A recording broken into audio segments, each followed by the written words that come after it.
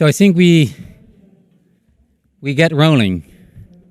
Welcome everyone to this session today on multi-level action for equitable and sustainable cities. My name is Rogier Vandenberg. I'm the acting global director for the Ross Center for Sustainable Cities of the World Resources Institute. I'm very happy that you're here. I'm very happy that the panel is here. We are here in bright spotlight, so we are hot, and it's going to be a great session, and I'm looking forward to all the contributions today. I have to say this again, COVID is there, it's not gone, so please, if you don't feel well, make sure you seek assistance or take the precautions needed. This is something I have to say, and I think it's important to say. We have a great agenda, a lot of work to do today. First of all, I will going to give you kind of a framing of multi-level action for equitable and sustainable cities. And then we'll go to the announcement of the finalists of the prize for cities. So that's a drum roll, and I'm very excited to be able to announce the finalists today at the World Urban Forum here in Katowice.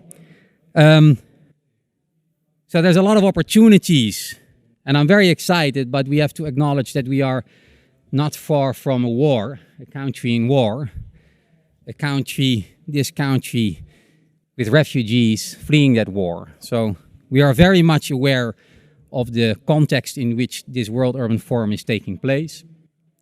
Also appreciate the decision of the Polish government to keep this important forum going, but we acknowledge the terrible disaster, the war, and the impact on people's lives not far from here. But let's today, at this session, look at the opportunities that we have as practitioners, as policy makers in the urban space, and how we advance our agenda through our climate agenda and an equity agenda through multi-level action. So that's what we're going to do.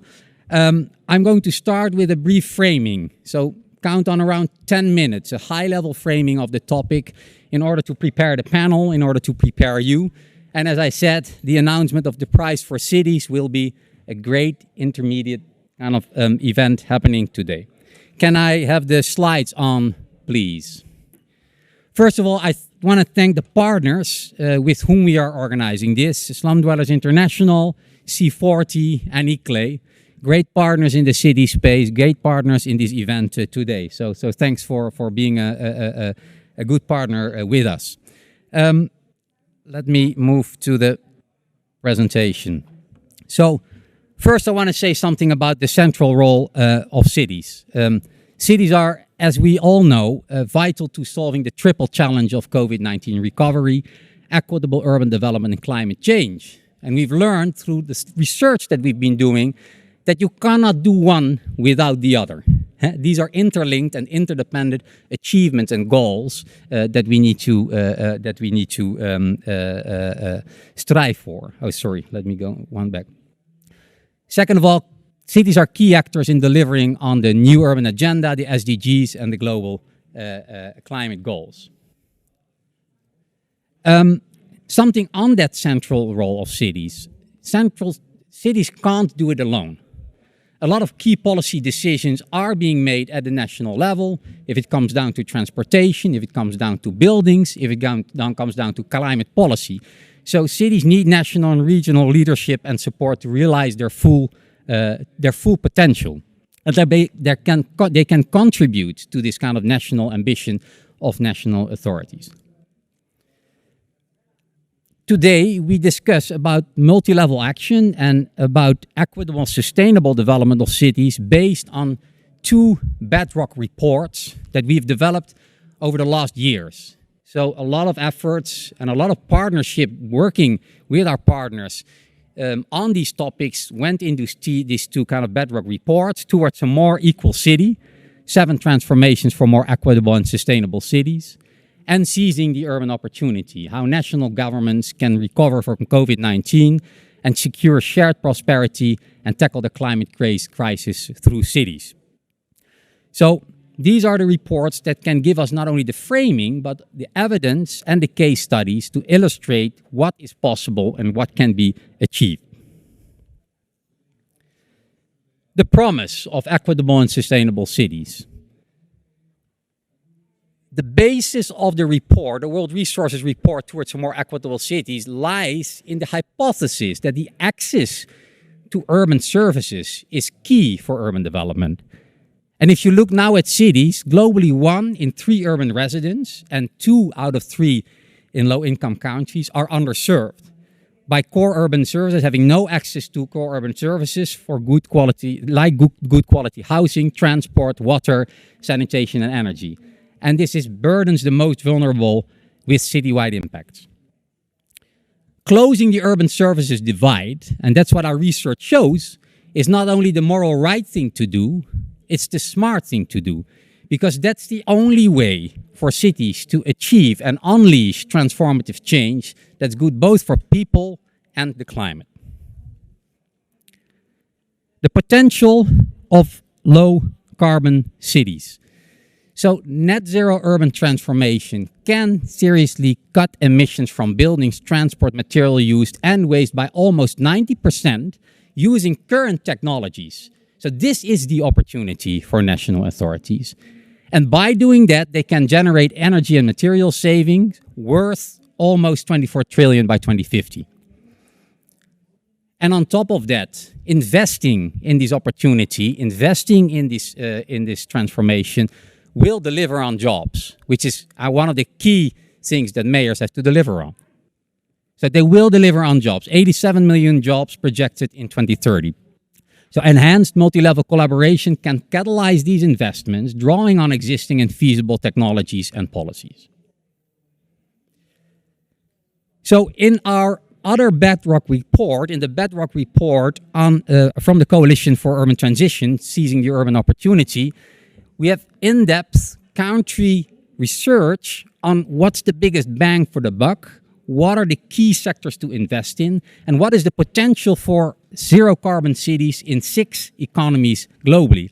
6 economies where we find most of the carbon, where we find most of the people. In China, India, Indonesia, Brazil, and Mexico, and South Africa. And the investments required will yield benefits that exceed their cost by over 12 trillion by mid-century. But they're also really driving the job market. They can deliver upon millions of jobs, as you see indicated here below on the screen in each of these countries. The need for multi-level action. Globally, local governments have primary responsibility for less than 1/3 of urban emissions reduction potential. So that says it all. National or other higher tier governments have primary authority over the measures required to achieve 2/3 of the global urban abatement potential, including decarbonization of electricity. And even worse, in China and India, the share is even higher at about 80%. So you can't decarbonize city without decarbonizing the grid, without having a close collaboration with what you want to achieve in cities and how national actors can support in that effort.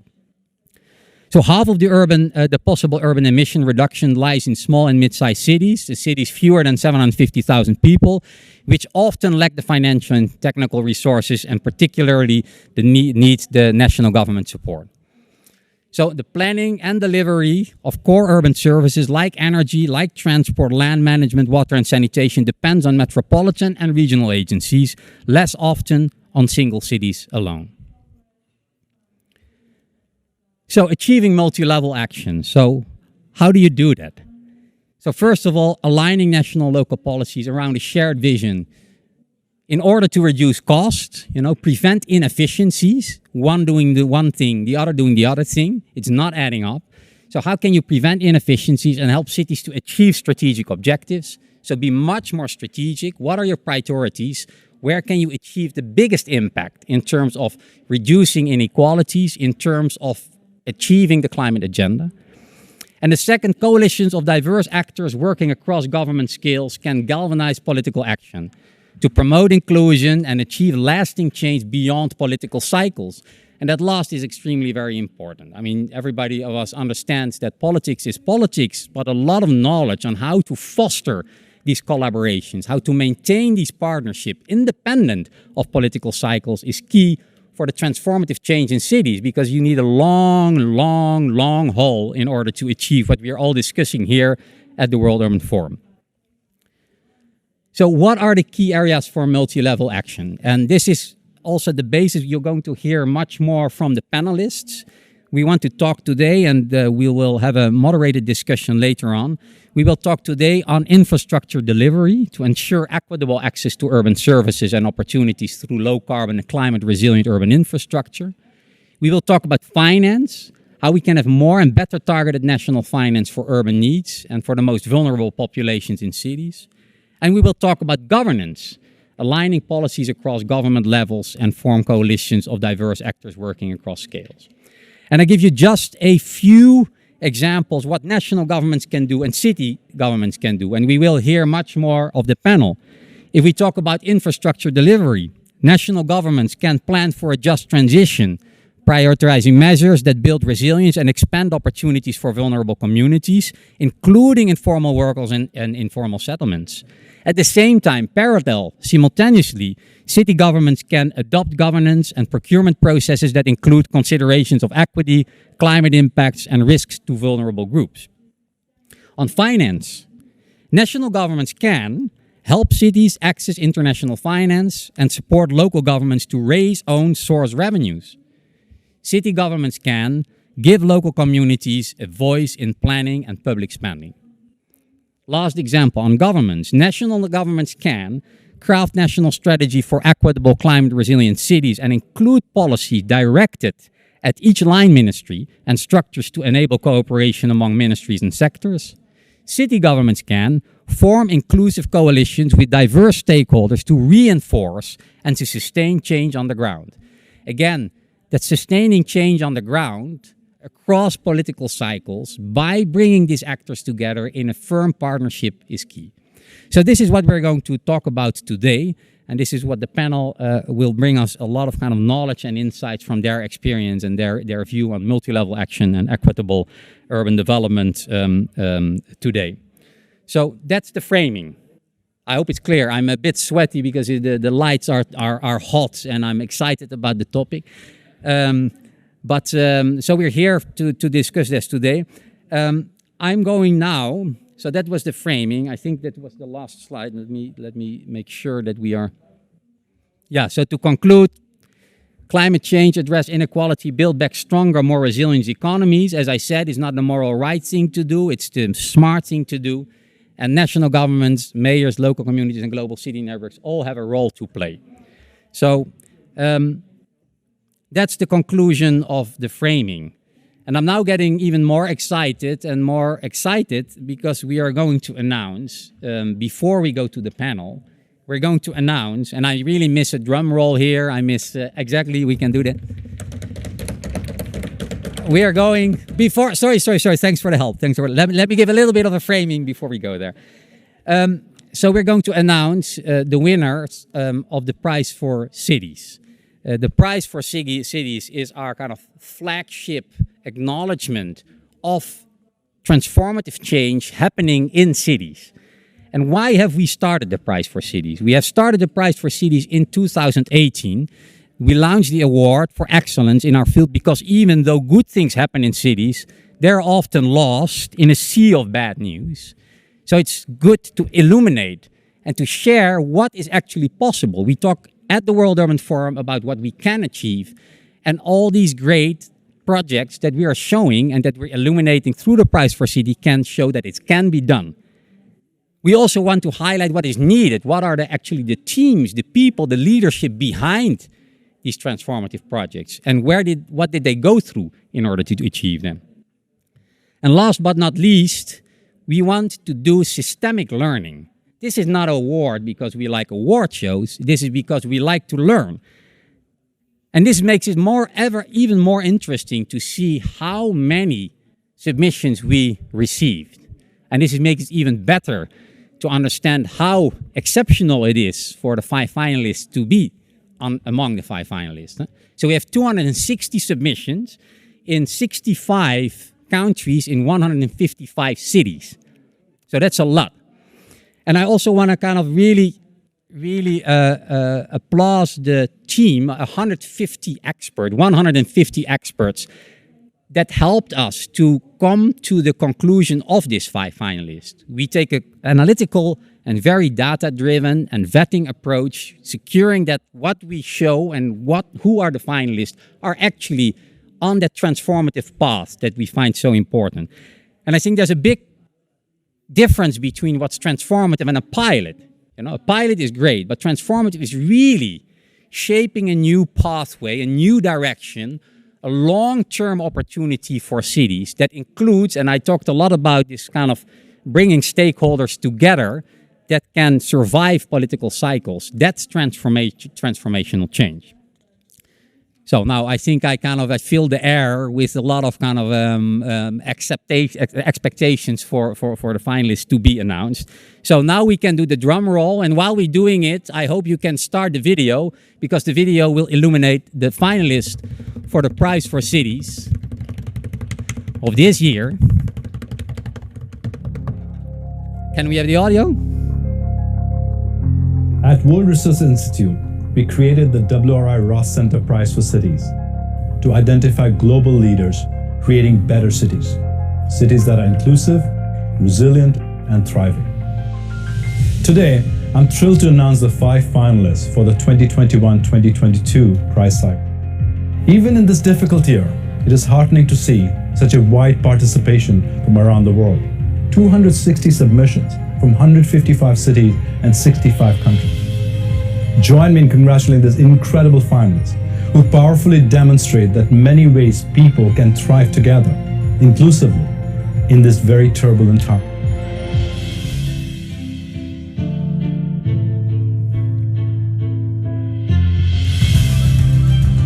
Barranquilla's citywide urban parks project is reversing decades of decline and insecurity by creating safe and healthy green spaces for residents in every neighborhood of the city. In Iloilo City, urban poor federations and the local government are addressing the complex urban housing crisis without uprooting communities from their jobs and support systems.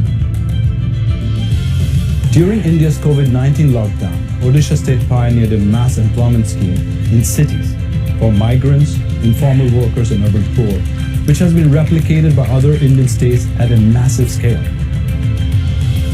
The mayor of Paris, with local scientists, sparked a global movement to tackle car dominance, climate change, and urban inequality by creating the 15-minute city, where all residents have services and amenities at their doorsteps.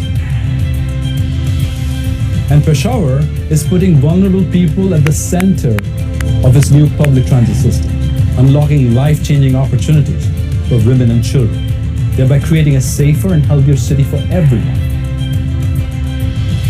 The grand prize winner will be selected by a world-class jury of urban leaders and announced later in the year. I invite you to get to know these 5 transformational initiatives and follow along on this journey. So where are the representatives? There are some representatives of the projects here in the audience. Please raise. Warm applause. All right. Woo-hoo!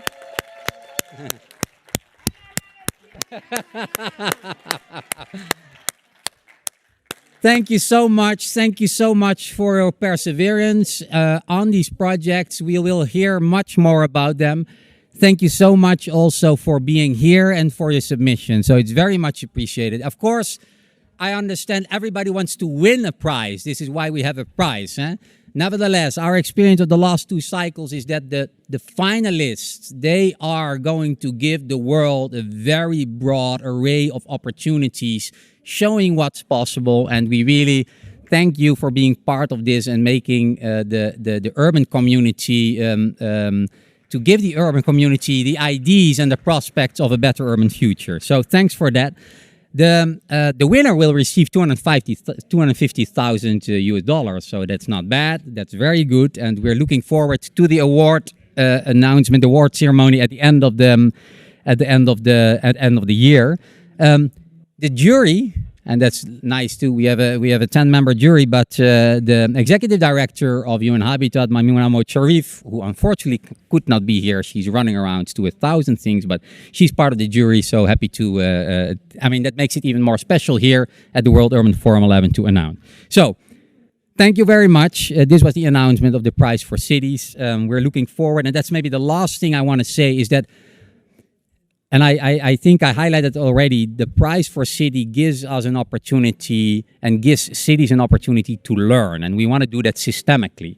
And we've seen now in the third cycle that we are getting better in the learning events around the kind of the projects, the transformational change that each of these leaders unlocked in their cities. I want to now move forward to the panel and introduce Tadashi Matsumoto from OECD, and who will moderate the panel. Thanks, Tadashi, for doing that. And Tadashi leads the OECD work on sustainable urban development, and specifically OECD's program on territorial approaches to climate action and resilience, as well as the National Urban Policy Program. Having spent more than 10 years working within the Japanese national government, Tadashi is particularly well placed to lead our discussion today on multi-level governance for equitable, sustainable cities. Tadashi, over to you. Thank you.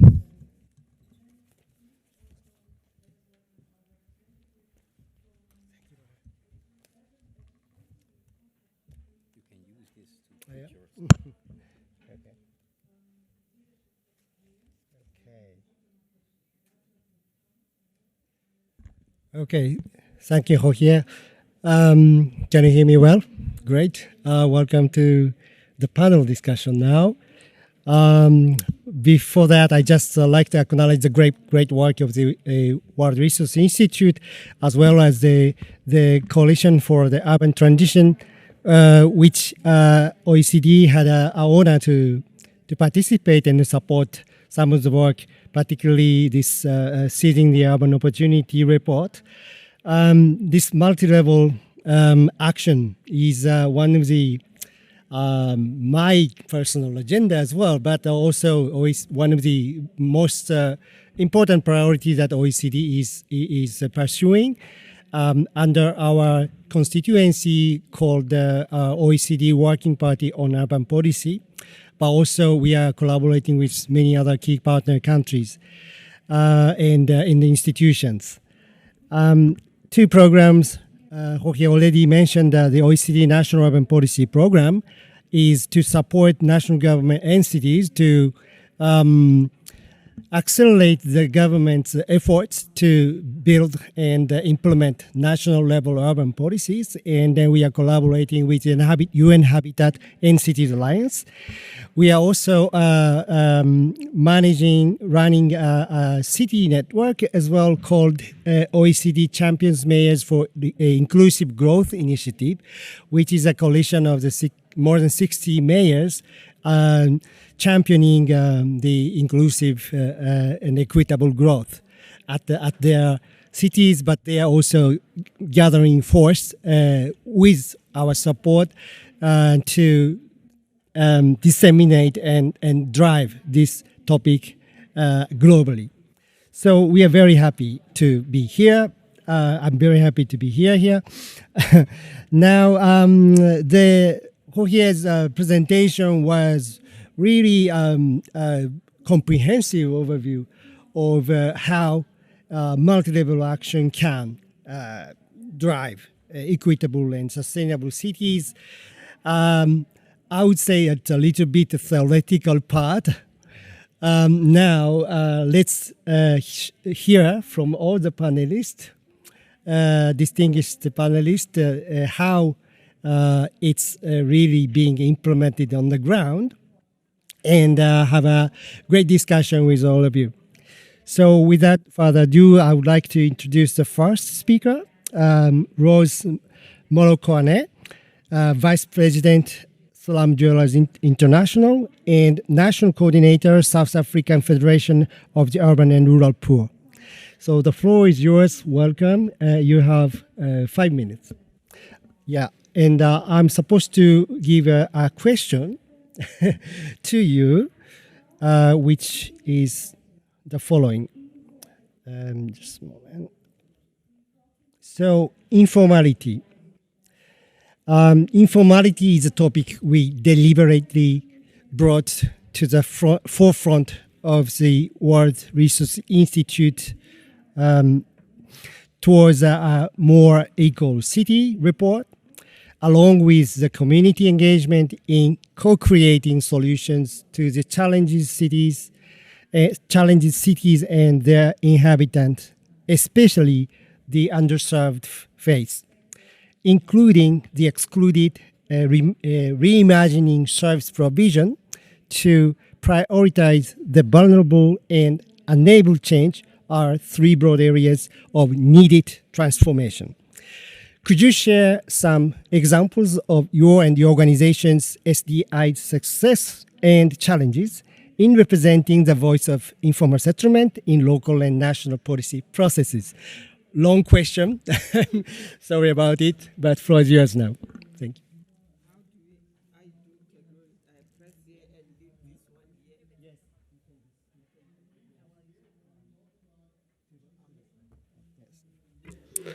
Thank you very much. It's a very long question for a person coming from the informal settlement. Before I answer the question, I also want to ask a question. When we come to this kind of forums,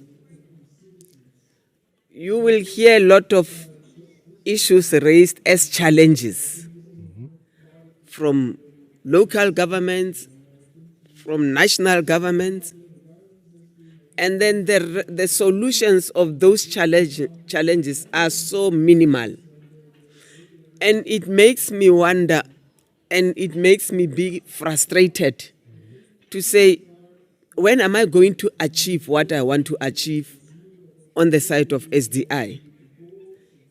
Your question is talking about informality and how we can address the challenges. SDI is an organization that has been there for 30 years. And then we talk about transforming cities for a better urban future. I think SDI has been transformed more than 25 years. Why I'm saying we've been transformed is that we have addressed a lot of challenges that local government and national government could not challenge. The issue of housing, where a lot of government don't have the way of making sure that citizens of their countries do have better housing.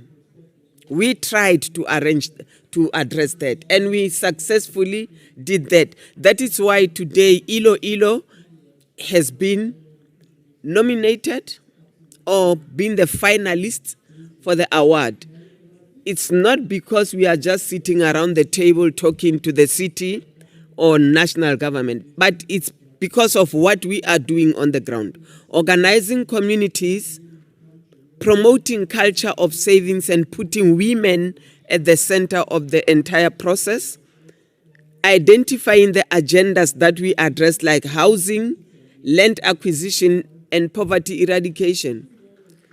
Using exchange programs. I remember I went to Ilo maybe 4 times, engaging with their local government, and today we have built multiple houses for our people. We acquired land for our people in Ilo.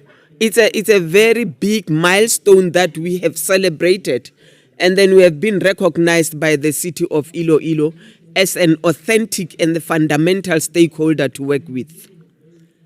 And I wish that when we come to these forums, most of government can learn on what we are doing as SDI, as practical examples that are being put on the table, can be the path that can make us to work together as government and people from the informal settlers.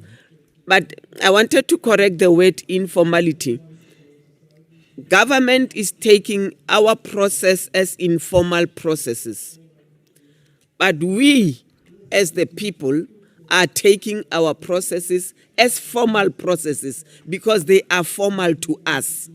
So I want us to understand that what SDI and their affiliates in 32 countries, what we are trying to do is to open up, show our government that we want to do things in a better way. We are doing it already. We want us to join hands with you, walk the same path together, because we are always telling everyone that nothing for us without us. As long as we can be together and change the mindset of thinking that people staying in slums and informal settlements are informal. We know how to collect accurate data that is more better than what is collected by our government. Because our government, when they collect information or data, they will use consultants who are using aeroplanes and come up with estimated data. But with us, because we are there, I know all my next door neighbors. I know all my neighborhood. I know all my community next to me. So when we collect it, we do it together. We are the foot soldiers of data collection. We don't have aeroplanes, unfortunately, that we can drive on the air. But what we want to emphasize is the challenge that we are seeing. Our government are using a lot of money to pay consultants. If you give a consultant $15 million to come and do a survey in a settlement of 1,500 households, we can do that with 2 million. So if you bring the 15 million to us as SDI, we are going to use 500,000 to bring other affiliates to that settlement through exchange programs. We use 1.2 million to buy all the equipments, but bring that other balance of the 15 million so that we can go for development of that particular community. So it is important that we look at where we spend the money. And that's where the challenge is. Because I realize that the challenge is spending money on drafting policies, spending money on renting beautiful offices. When you go and do that, spending money, okay, you have to get salaries. I don't deny the fact, but you get a lot of money as a salary. We don't need salary. We need a house. We need land. We need businesses that can make us to create our own salary. And it's a challenge that local government and national government don't understand. So we want you to understand us that we want to be partners.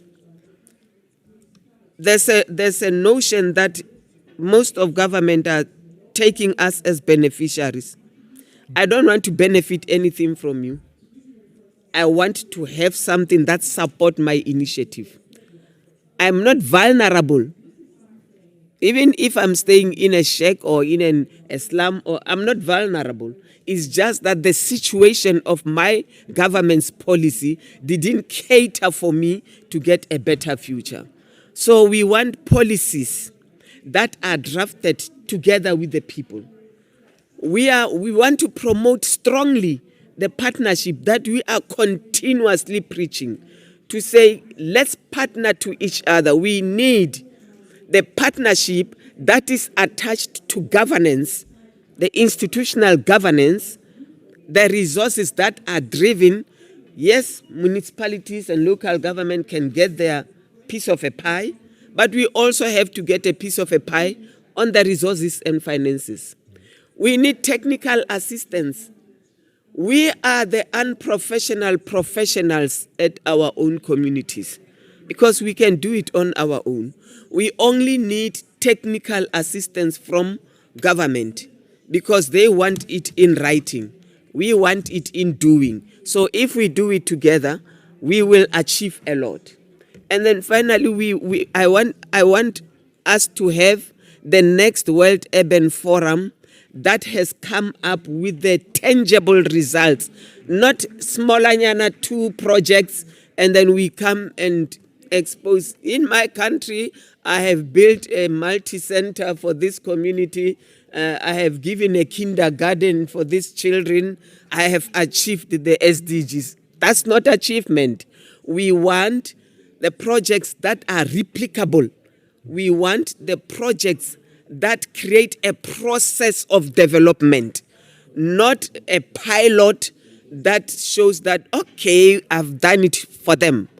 We don't want you to do it for us. We want us to do it together. Nothing for me without me.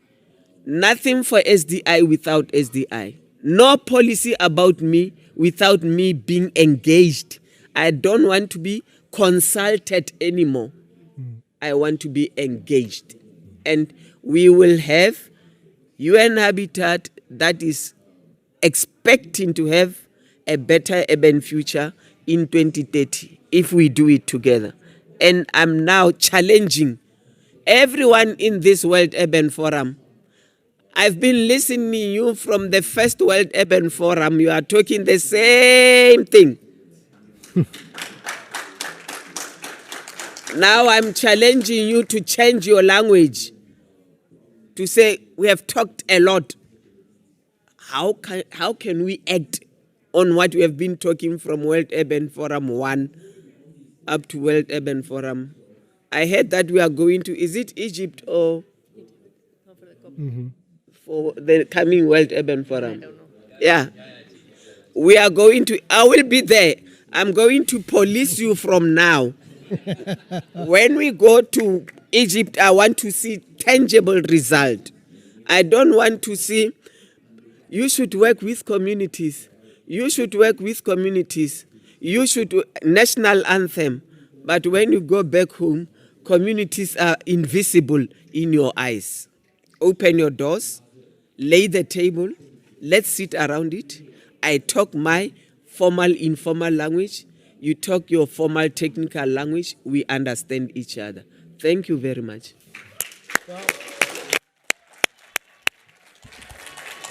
Thank you, Rose. Thank you very much. Well, all of us already got the homework for 2 years, but Rose also shows a way how to do it. So it's a great, insightful intervention. Thank you very much. Now, turn to the second speaker. Let me welcome Carolina Utia, Secretary of Environment, Mayor's Office of Bogota. So the question, hope slightly shorter. So Bogota has been working hard to create an integrated approach to inclusive, equitable, and low-carbon urban development through municipal action. For example, through the Bogota's Climate Action Plan. Yet, it must also work with regional and national governments to achieve its goals. Can you talk a little bit about how multi-level policy making actually works on the ground in Bogota, in Colombia, sharing specific examples of where it has worked? So the floor is yours. Thank you very much. It's terrible to follow you, Rose. Apologies. No, it was actually fantastic to hear you, and I hope I don't let you down with my intervention. So I think, and I've mentioned this every time I've spoken at this forum, because I do think the case of Bogota is a little different from most cases. We're a big city. We have over 8 million people, 2 other million people that come in and out of the city every day to work. But also, we've had the opportunity to build a lot of capacity at the local level for a long period of time. So I'm not sure that all of our lessons, and I think they apply, congratulations, Barranquilla, the same applies to cities like Barranquilla, like Medellin, but not to many of our other medium-sized cities that also need to work a lot with the national government on capacity building. That's not the case for Bogota, and that gives us a huge advantage because we can have a relationship with the national government that's a little bit more a relationship between equals. And I think that happens with a lot of the larger cities in the world. At this point, we can sit at the table and negotiate more as equals than as sort of the big national government and the small city government. So I think there's 3 things that we've done that have been very successful over the past 2.5 years and almost always also before. First, I think we've defined with the national government a common focus. what we really need from each other. And I think the starting point for that conversation to be a useful conversation is to actually be speaking very honestly. Bogota is a city that levies a lot of taxes. We have our own income. We have resources for health, for education from the national government and also from our own taxes. There's not that much that we need financial resources for, but we do need financial resources and also strategic resources in terms of thinking the future, in terms of our big transportation projects. Bogota, as the capital, houses the national government, but also houses around between 25 and 28% of GDP. So the conversation on our big infrastructure projects is a conversation that involves not only the national government, but also the regional governments and our neighbors' governments. And that's an issue I'm going to speak to in a couple of minutes. But I think despite the pandemic, in which, of course, we had to collaborate in many levels in getting the medical equipment and the hospitals ready to deal with the pandemic, and that's something we collaborated a lot with the national government on, and, of course, also access to vaccines. The other big issue of cooperation has definitely been financing our big transportation projects. And despite political differences throughout the pandemic and political differences from party origin and whatever else, we decided on a very ambitious infrastructure and clean transportation project with the national government. The national government has been very generous with Bogota and with Bogota's sort of percentage of the GDP, just knowing that the city is this important. And we have focused our relationship with the national government on transportation. Bogota is very far behind in its transportation agenda. We're building our first metro line. We're probably about 200 years late for such a large city. And of course, we need a lot of financing from the national government. We've planned out our 5 metro lines going towards the future, and we have 1 cable car line, and we're building 5 more. So this issue of defining our sort of main agenda, working jointly and working together on a very regular basis, I think has been very successful. The second thing that we've done is create for the first time a regional structure. Bogota is a city that it's a district capital. It's more like Mexico City or like Washington, D.C. We don't have a regional government between us and the national government, but we don't have a metropolitan area, and we definitely need it. And this had been an effort that had been embarked upon in the past unsuccessfully. And I think partly, or the mayor thinks and the whole government thinks that part of the reason that hadn't worked out in the past is that all our region, Cundinamarca, which is the state that is around the city, was very afraid of Bogota. We're the big bad wolf, right? We have 8 million people. Cundinamarca has 2.9 million people. We're 28% of GDP. They're around we're around 4 times their contribution to GDP. So nobody really wants to sit with you at the table because it seems like you're going to eat them up for lunch. And what we had to do in order to have a regional agreement is to sort of take away these fears. That's sometimes politically not very popular, but we decided, for example, that in our new metropolitan region, Cundinamarca and Bogota were going to have the same amount of votes. No matter what our size, we're agreeing on the future of our region. We need shared transport. We need our metro system not to stop at the border of the city, but to have an infrastructure system that goes beyond our frontiers. We have 2 million people coming out in and out of the city every day. So we have equal votes, and that issue, just having that one issue sort of broke the spell of the past 20 years of trying to get to an agreement, and we were able to make a constitutional amendment, also going to Congress and knowing the political clout that we need to make a constitutional amendment that allowed us to create a metropolitan region. It's going to take a few years. It's going to be hard. We're also far behind, sort of, as our metro in building this regional agreement. But we're certain that we need it, particularly in terms of sustainability. We can no longer have one transport system, one housing system that breaks off at a border that isn't even visible. If you go through the city and you cross the border between Bogota and Cundinamarca, you're not going to see a border. It's a continual city that has the same housing, the same social challenges. So I think that was the second issue that we've worked on. And I think the third, which is really complicated and allows me to sort of connect with Rose's intervention is that there's always a more local level, right? You have local government, and sometimes from the national government's perspective, you think that's as local as it gets. But then you have neighborhoods, and then you have communities, and then you have community organizations. And the idea of listening, first of all, I do think, and I think this is only a point I'm a little bit critical of, I think national governments look down on cities. And they don't listen enough to the projects and what's going on in the cities because they're concerned with sort of national policies and the bigger picture. But I think listening to cities and what's going on in cities and what's going on the ground is sometimes a missing piece, particularly in terms of environmental issues, which is my work. There's nothing that happens on environmental issues that isn't local. Even climate change with its global impacts, the solutions, the proposals, they're going on in the local level. And there's always an extra local level. So 2 issues that we've worked on, I think successfully, is finally listening to women. Bogota is I'm going to quote, informal city. Over 50% of our economy is informal.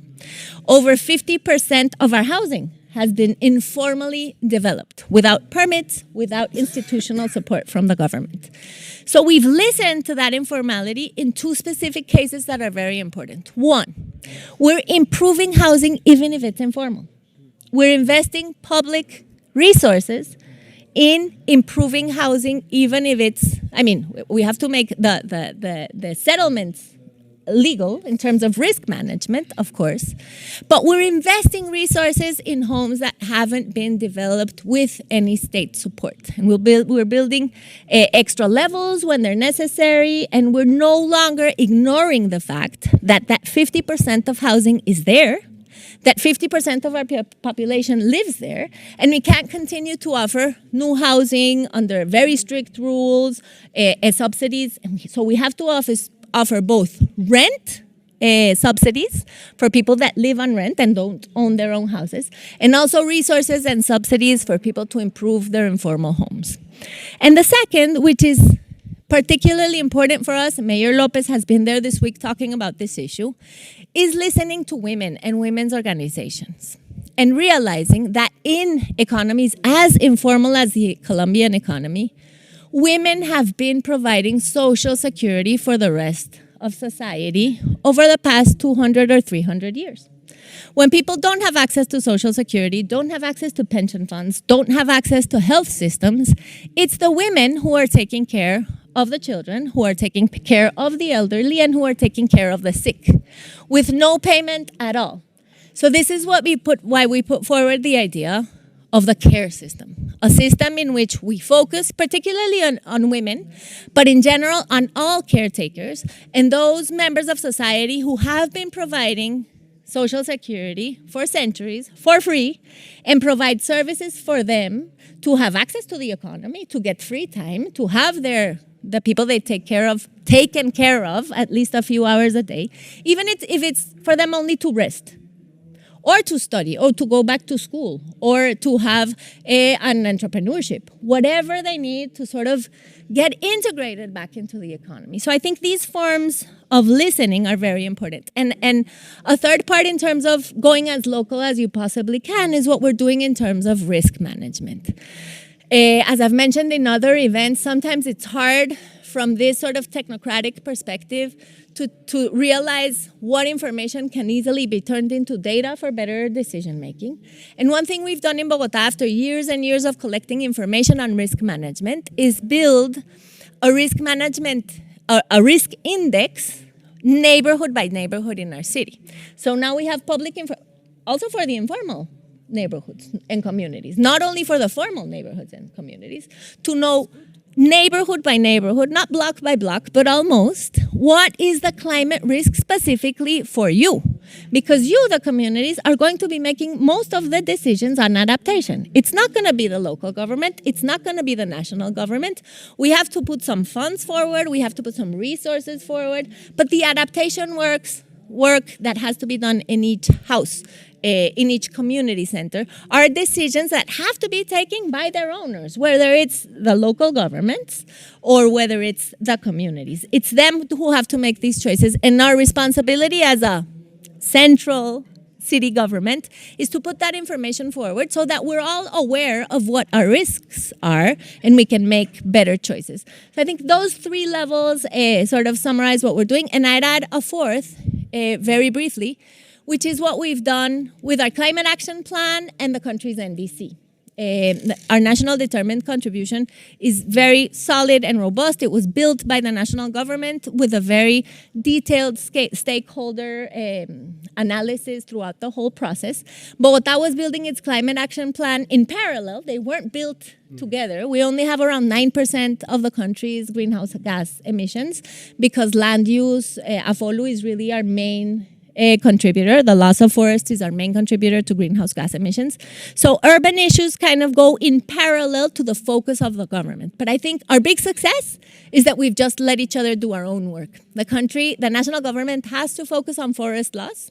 It's a tremendously complex issue, but cities still have their own responsibility. We don't need the national government to tell us what we have to do, but we do need them to let us do what we have to do. So I think that's also been tremendously successful in terms of a trust that has been built between the national government and Bogota so that we can develop our own policies.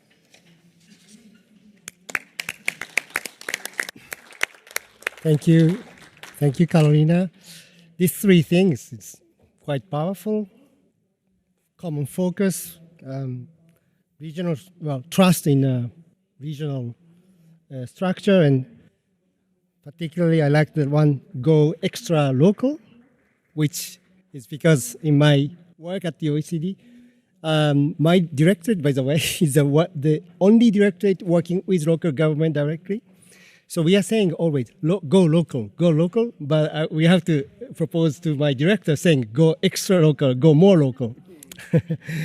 Well, now, I think we are now going to the online panelist. So I would like to see technicians if you can show the online participants. Let me introduce Sarah Collen-Brander. I think she's online. She's a director of Climate and Sustainability Program, ODI. Sarah, are you there? Hi, Tadashi, I am. Does my voice boom out ominously across the room? I hope so. No, I can hear you very well. Wonderful.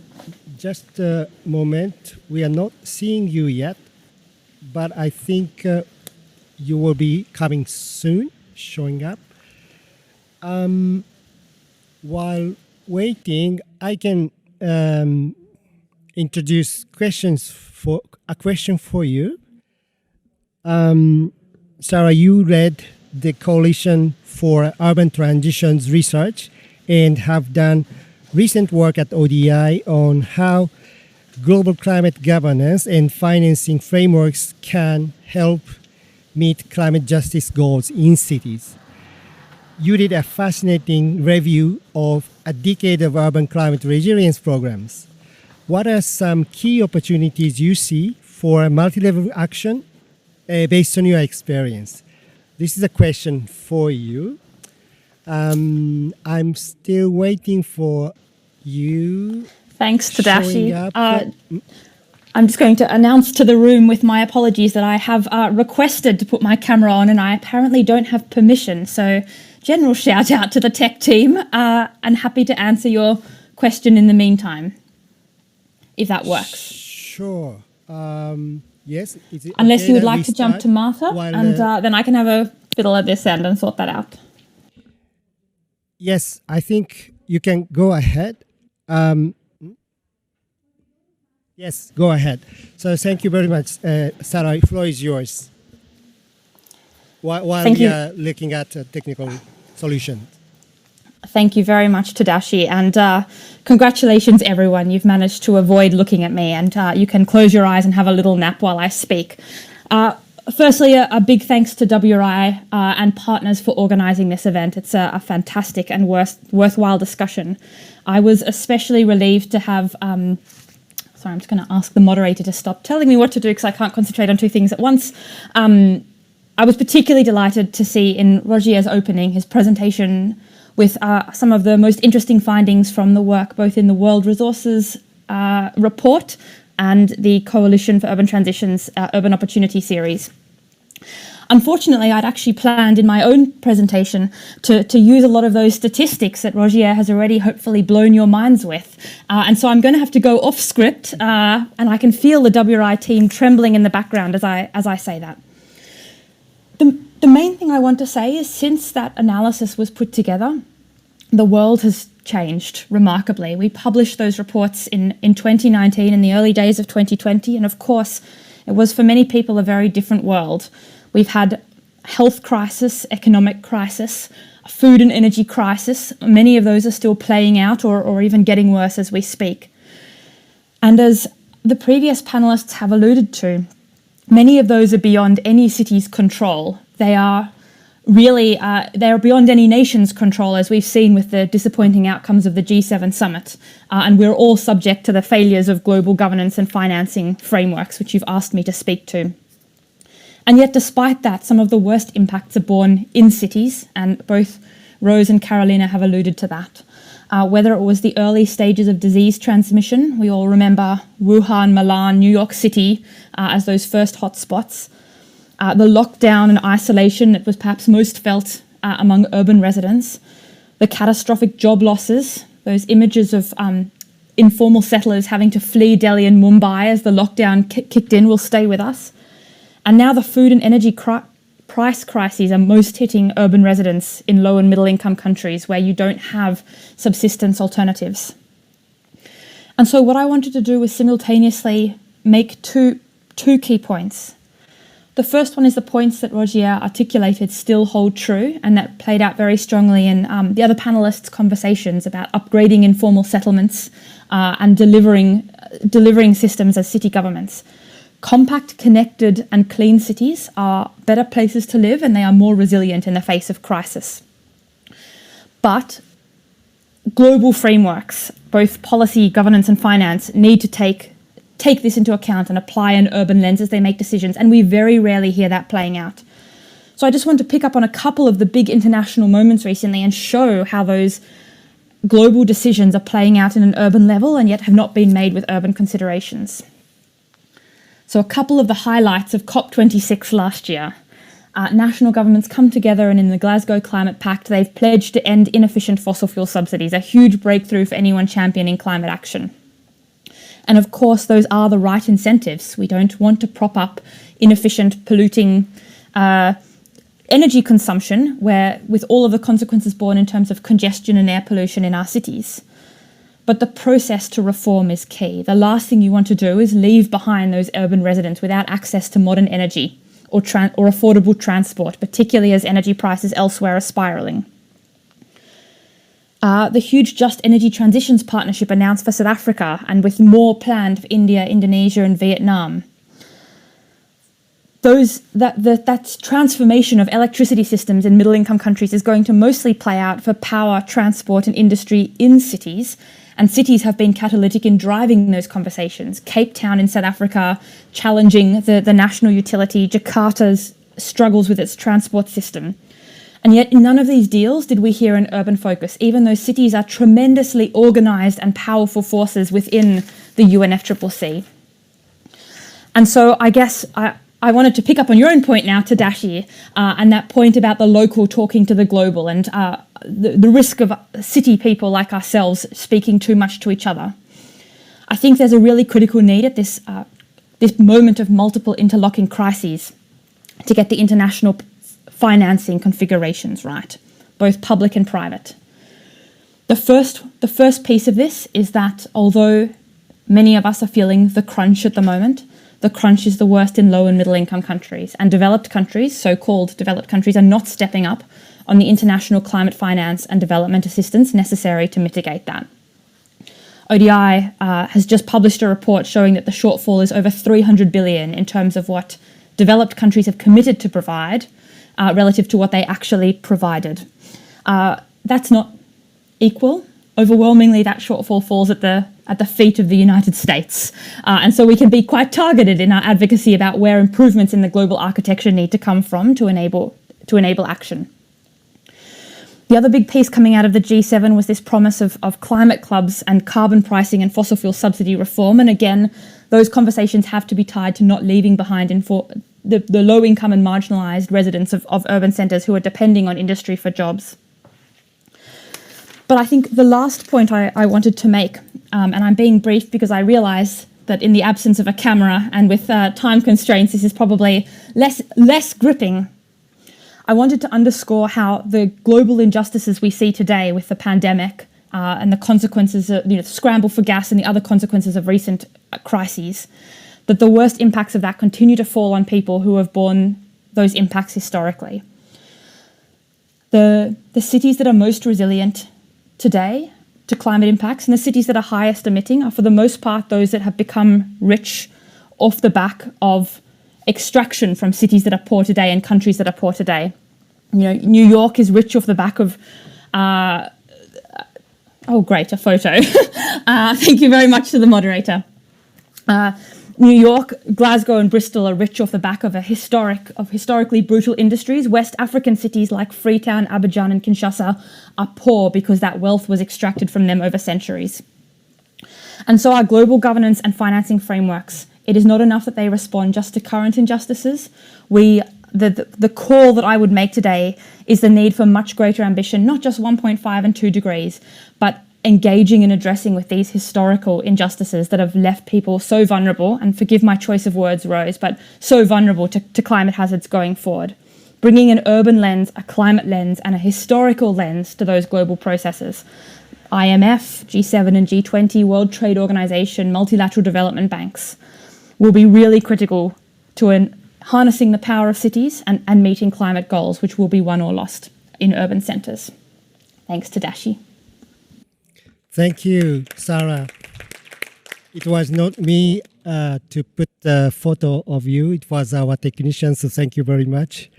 And thank you for your warning to the lack of local focus in international negotiations and growing global injustice. Thank you very much. Our fourth speaker, Ole Stadrup, City Diplomacy and Urban Development, Urban and Municipal Development Fund, African Development Bank. So here's our question. African Development Bank has set up an urban and municipal development fund to support much needed infrastructure investment across African cities. Our research shows that half of the possible global urban emissions reduction lies in small and medium-sized cities, which often lack financial and technical resources and needs national government support.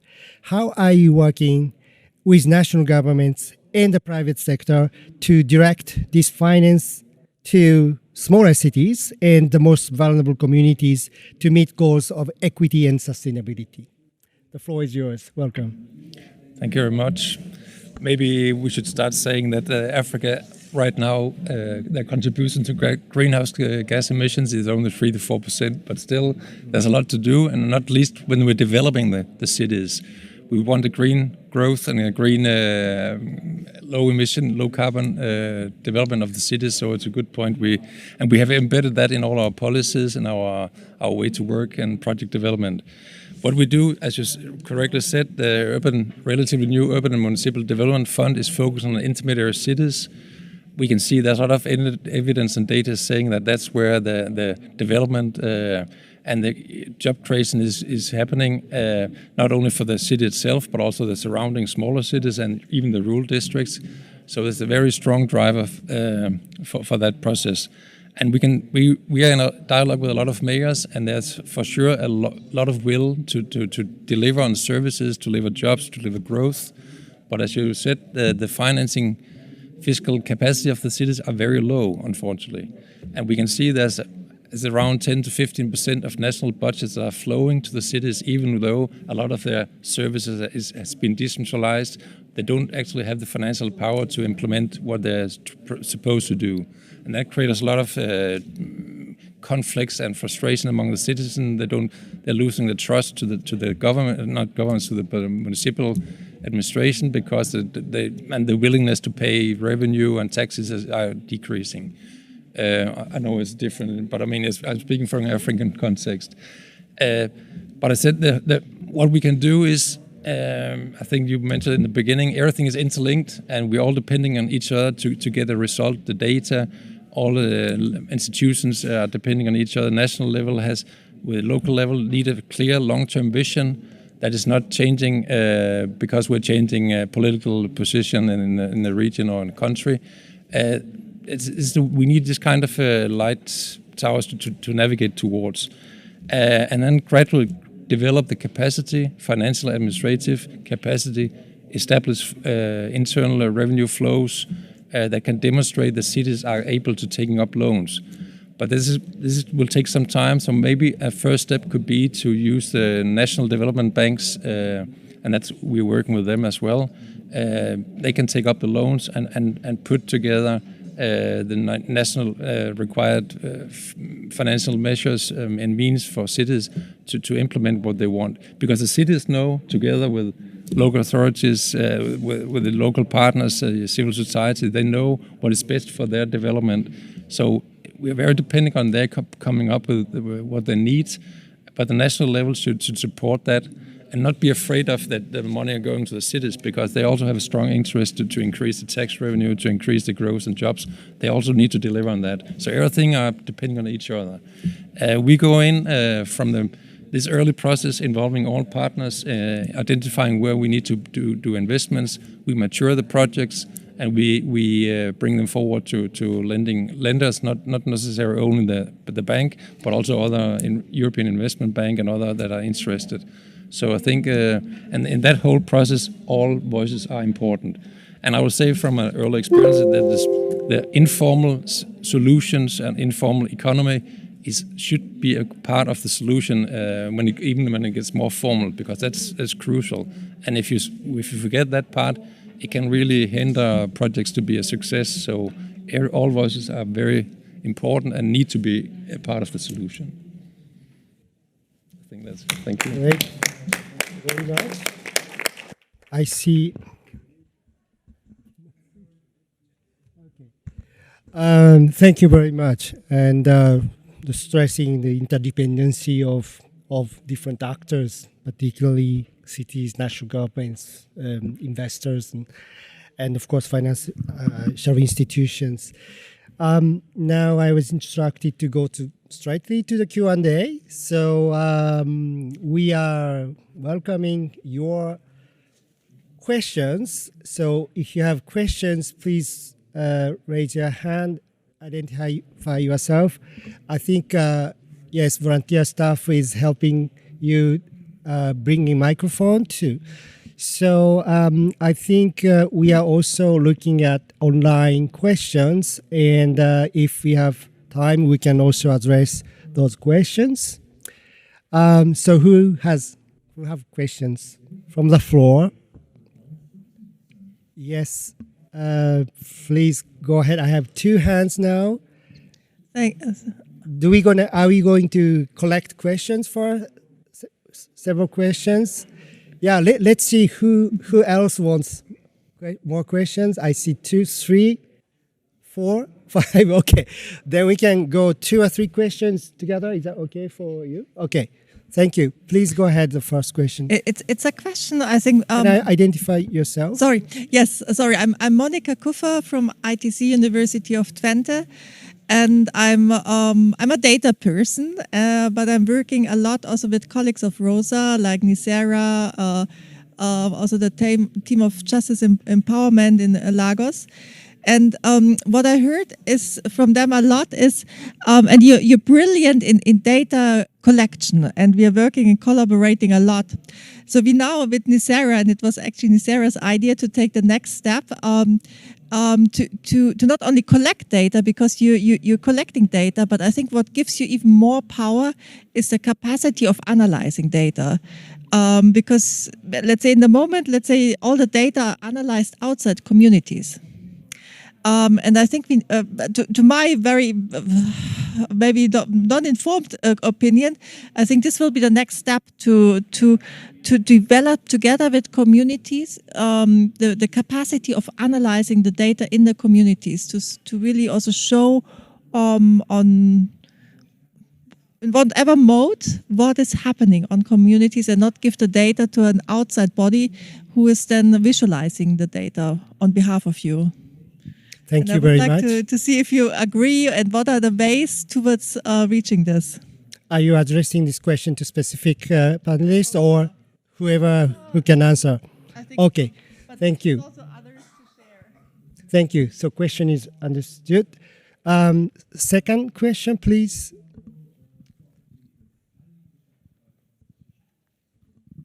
Thank you very much. I'm called Sarah Nandudu from Slum Dwellers International, Uganda. Follow up from the Colombian discussion. I just want to understand what is the role of the community in all that the government is doing for them. Many instances, you realize that when the community initiatives are started, we keep following government, we want this, there is less response. How has it been so easy that the communities in Colombia are able to access government offices and able to access the resources they need? Thank you. Thank you very much. Like to take one more question and then ask the panelists to answer. Thanks. Thank you very much, panelists. They're very interesting. Annie Trevelyan-Jones from the Global Alliance for Improved Nutrition. So I was very interested in the sense of informality and these very large economies that work around informal markets and the provision of healthy foods, not just staple foods. And seeing perhaps something from the African Development Bank, investment in those markets, in those jobs, as well as any of the other speakers who might want to weigh in on that. Thanks so much. Great, thank you very much. Now, may I ask the panelists to address the questions? Whoever are ready, please start. Okay, Rose. I will answer on the issue of analyzing data. We are using two approaches in our organization. We use manual approach and technical approach. So the data that we collect, we use women, youth, everyone who's part of that particular community who is volunteering to collect the data. So we use it manually.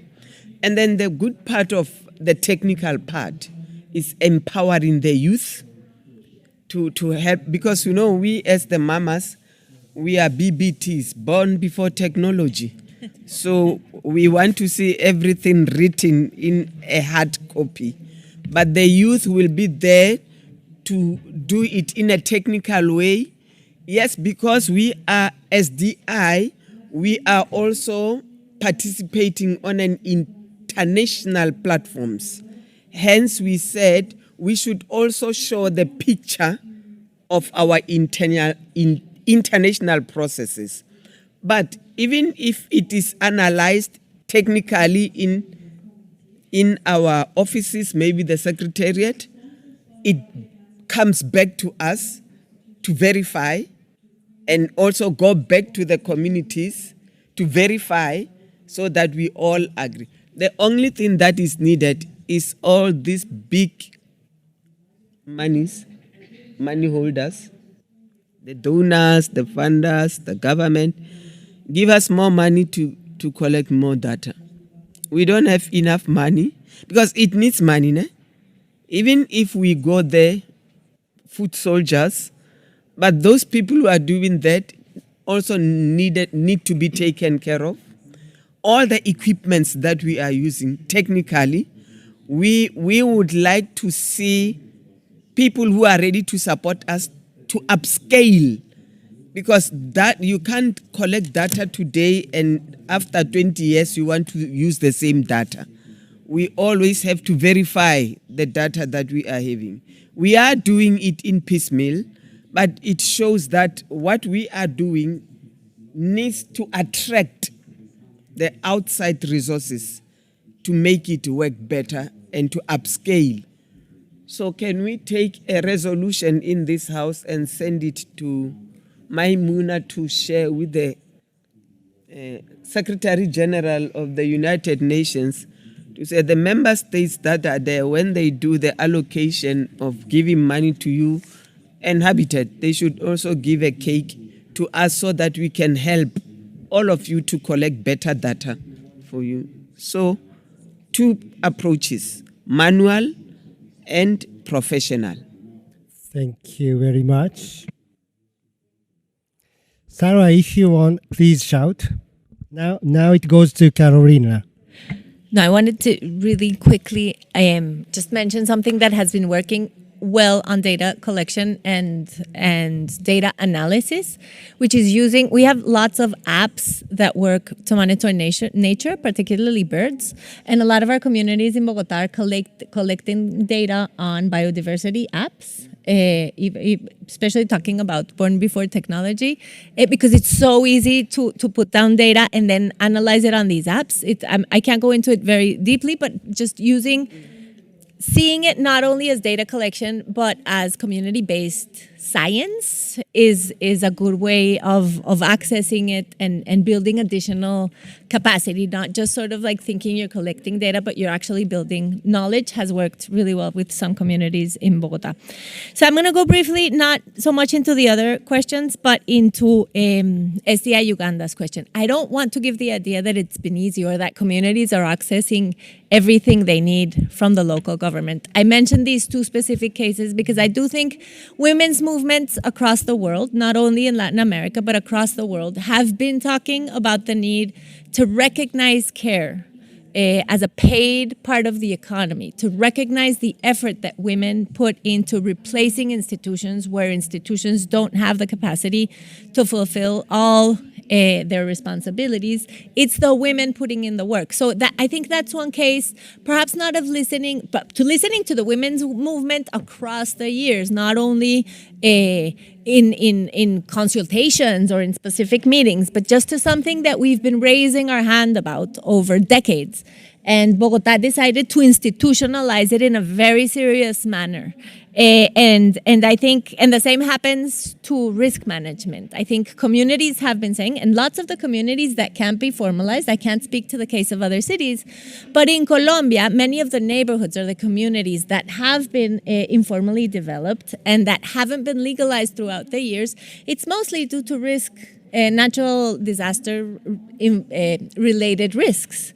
So we think that having this information in the hands of the communities and the decision makers is better than just putting forward a legal framework that says, you know what, you can't settle here because the law says so. You have to say, this is the risk you're assuming and I'm assuming as a government to let you settle here. Let's figure it out because with climate change, it's going to get worse.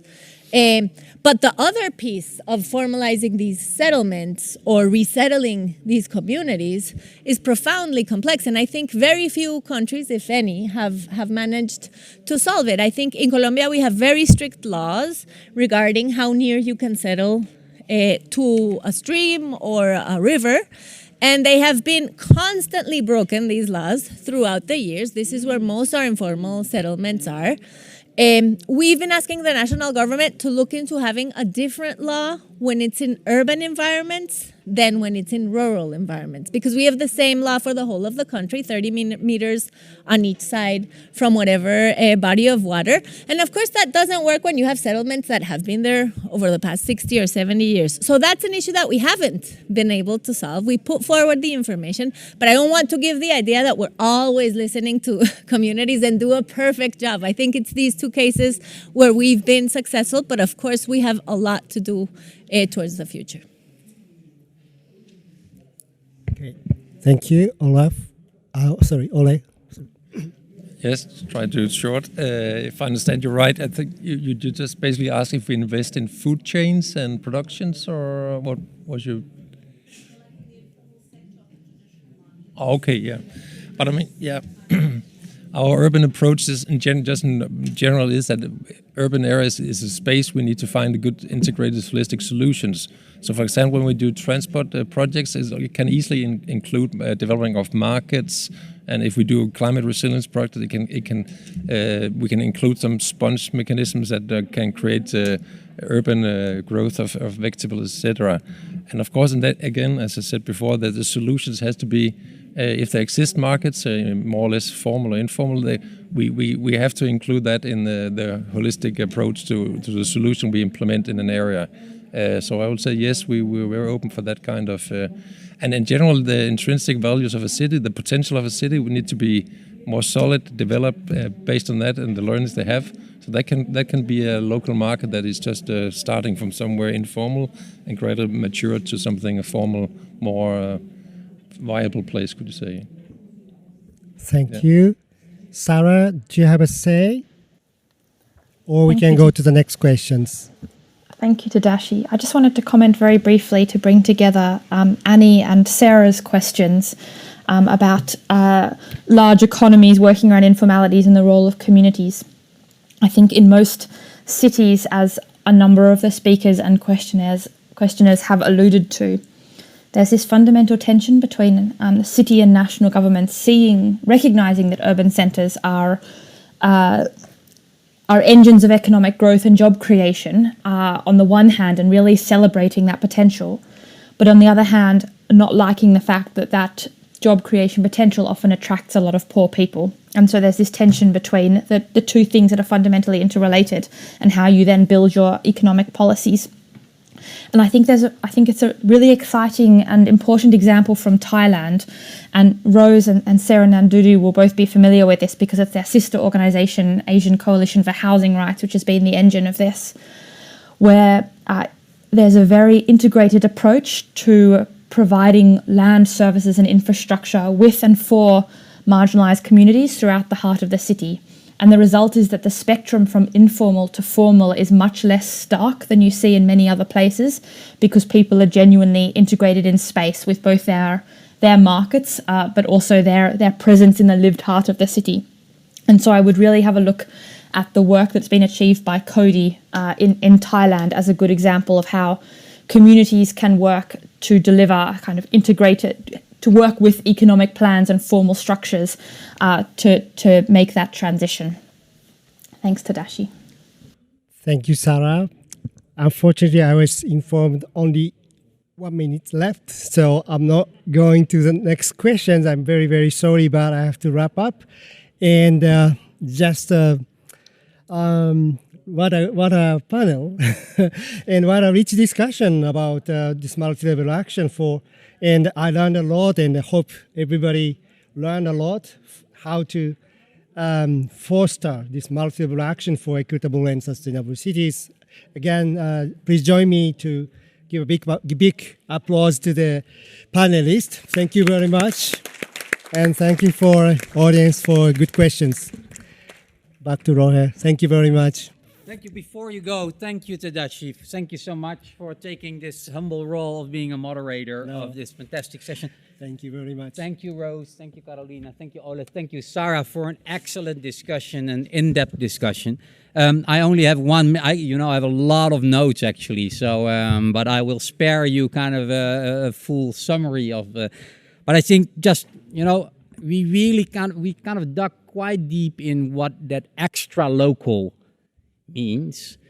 I think we heard what it means to understand cities as catalysts, challenging national policies, and how important it is in international negotiations to take the kind of imbalance between the developed and the developing world with the historical lens into account. So this all knits together to what we consider one of the key things that we need to get right now and soon in order to deliver on equitable and sustainable cities, which is multi-level action. So that's one thing what I want to say. Before we're going to take a group picture, so be prepared, I just also want to thank, I really want to thank the delegations or the winners, the finalists of the Prize for Cities who are being here.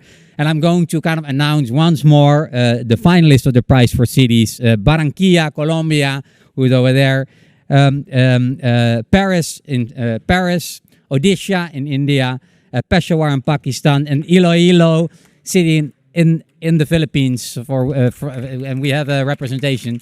So congratulations. You show with your project what I think, Rose, you mentioned, that projects should not be pilots, it should be process of development, long-term change that includes citizens, and are processes in which kind of partners work together, getting things done. So WOOF 12 is on getting things done or showing results and not pilots. So I'm leaving it here. I really want to thank everybody involved in the organization of this, SDI, ICLE, and the colleagues on the WRI side. There's many colleagues that you don't see that worked really hard on this. Anna Maassen and the team of the Prize for Cities, that been kind of exceptional leadership on bringing the city, the Prize for Cities where it is right now. Last few things.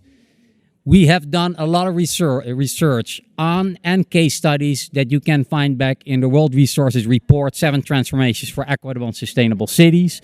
We've had a depth of analysis on how countries can use cities as drivers for their climate agenda, and what are the sectors to invest in. That's on seizing the opportunity with the 6 city country chapters from the Coalition for Urban Transitions. And you can follow what's happening with the finalists, and you can follow and learn from what the projects are about at prizeforcities.org. So that's the last thing I want to say. Thank you very much. I want to invite the panel and the finalists that are still here for a group picture to conclude this session. Thank you very much.